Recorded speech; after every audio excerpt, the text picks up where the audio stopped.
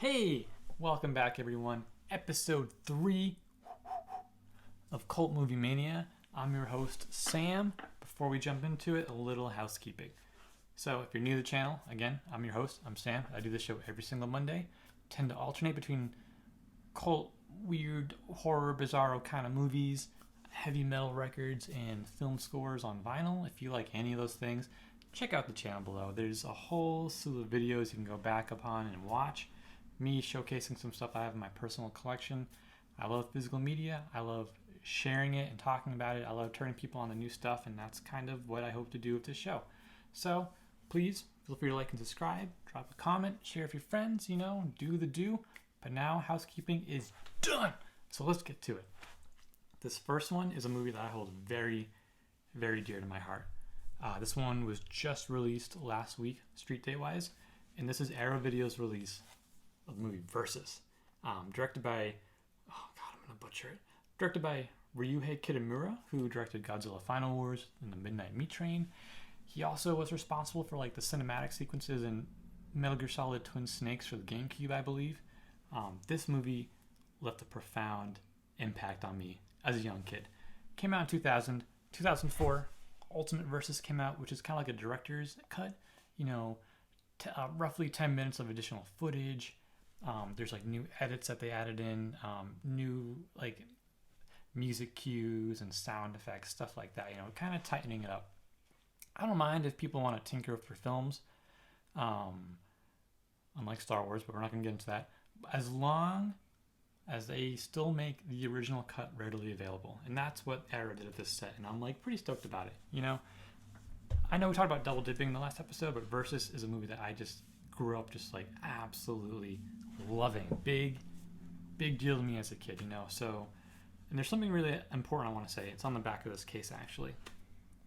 Versus was a key title amongst the barrage of innovative horror and action movies that appeared as if from nowhere from Japan at the turn of the millennium, leading to a new wave of appreciation for Asian extreme cinema. And that's absolutely what this did. So, for reference, back around 2000, this is what was going on.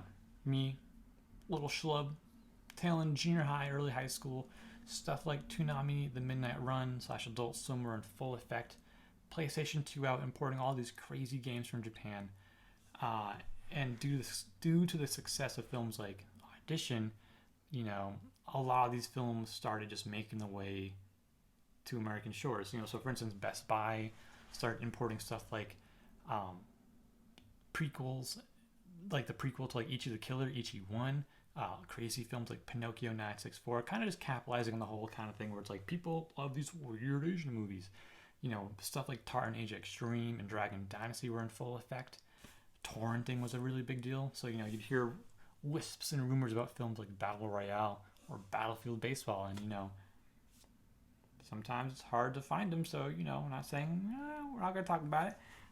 But my local comic book store carried Versus on DVD and had a bright white cover, some angsty looking dude in a trench coat with a katana over his shoulder, and he's not even looking at you. That's all I needed.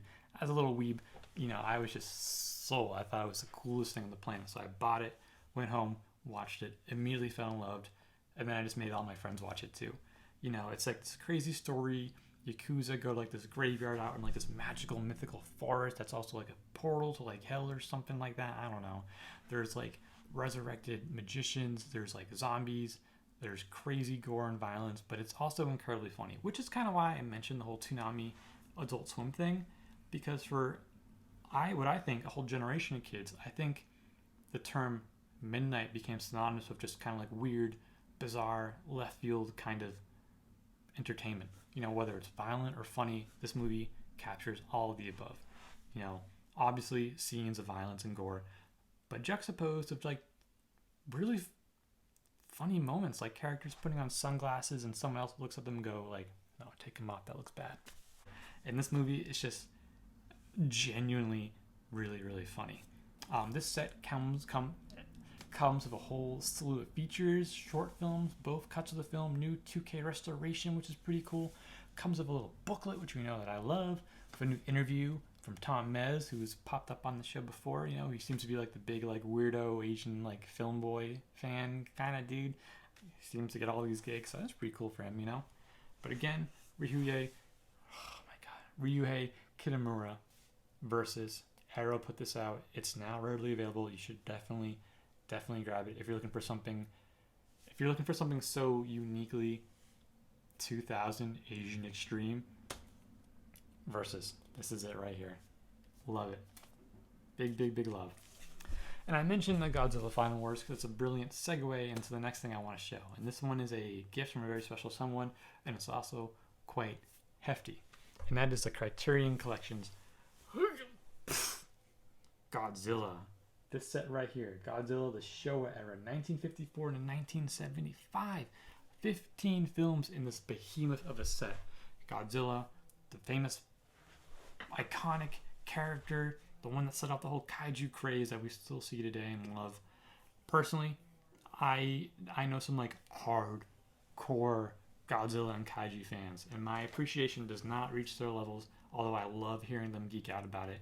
But that being said, love Godzilla, grew up on Godzilla, love Godzilla in 1998, don't care. That soundtrack was one of the first CDs I ever bought, and that Puff Daddy song, oh, love it. For years, I thought that Green Day song, Brain Stew, had the Godzilla roaring. So when I would hear on the radio and there's no Godzilla roar, I would try to convince my friends that, like, hey, this song is edited. Like, in the original, Godzilla is roaring. And it was only later that I realized I was a giant fucking idiot. Anyways, this set is massive. It's bigger than my head, and I got a massive dome. Look at this. Look at this thing. I love the artwork. I love the colors. The first half of this set, you know, is kind of like essentially a book. You know, it's got little write-ups for each individual films, as well as kind of like a brief history of Godzilla overall. It's going to be a little hard to show because this thing, I kind of hold it a little fragile and dear to my heart. But it's very words, very colorful. You know, they hired a bunch of different artists to do designs for each individual film, which I think is kind of cool. You know, instead of doing a set where like each one gets its own case, they kind of like did their own page, but included all this oversized artwork,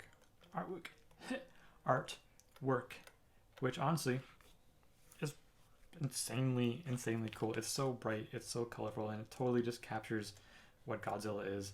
And I, for one, love it. Man, look at that. Hello. Iconic scene. I haven't seen all these Godzilla films. There's one in particular, Invasion of Astro Monitor, directed by the infamous Honda in 1965.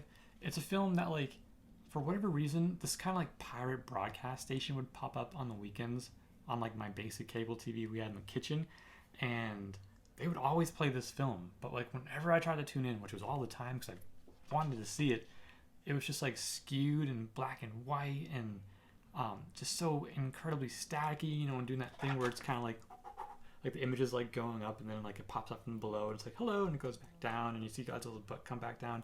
You know, it was stuff like that, and at a certain point you just gotta realize it's just not in the cards, you know, so I had to give up. But now I don't have to. I got this massive Godzilla set and I am so beyond, I just feel so good. I feel like a kid. Like, this is probably the first movie thing that I've gotten in quite a long time that made me feel so giddy and kiddie. Like, I just want to pour myself a bowl of cereal and pop open like something crappy to drink and just sit on the couch and just like watch one of these films or two, you know, and just work my way through it. I know Arrow also did like a Gamera set, which I think is now out of print, but they re-releasing these smaller sets. So maybe one day I'd like to grab those too, or maybe even Criterion will release like another Godzilla set or another kaiju set. You know, there's just like possibilities are endless at this point. You know, there's just so much to think. Like, what are they gonna do? Who knows? But check this out, Godzilla, beautiful set. I love this. Doesn't fit on a bookshelf. Can't do it. You got propped up next to you. Put on the kitchen table. You know, you can hang out with you while you're eating breakfast. You know, if you're into doing yoga, you can put them up on a stand and kind of look at them and just kind of bask in the glow that is Godzilla. I'm sorry, I'm like speed talking. I'm just like, I don't have much to say about Godzilla that you already don't know, aside from the fact that I'm just so flipping excited that I'm holding this right now. So thank you, Godzilla, the Showa-Era Films, 1954 to 1975, available now. Super cool set. So glad I have it. But speaking of sets, got one more set. This is also a bunch of nostalgic stuff today, I guess. This is also a film or series that I saw back again, like at the tail end of junior high, high school, and that is Scream Factory's Critters box set. These are this collects 4 films. Not all of which are created equal, which is to be expected and fine. They've kind of like been trying to like relaunch the franchise in recent years. Like Shudder had a TV show. They made a new film called Critters Attacks, which I have not seen, but I saw the Shudder show. I'm glad it exists. I'll say that. I've never seen Critters 4, so that's pretty cool. Seen Critters 3 with a young Leonardo DiCaprio. Didn't really care for it. But Critters 1, that's where it's at. You know, such a fascinating film to me. I love like these little. I just love this. You know, loosely based on or inspired by the whole like Hopkinsville, Hopkinsville.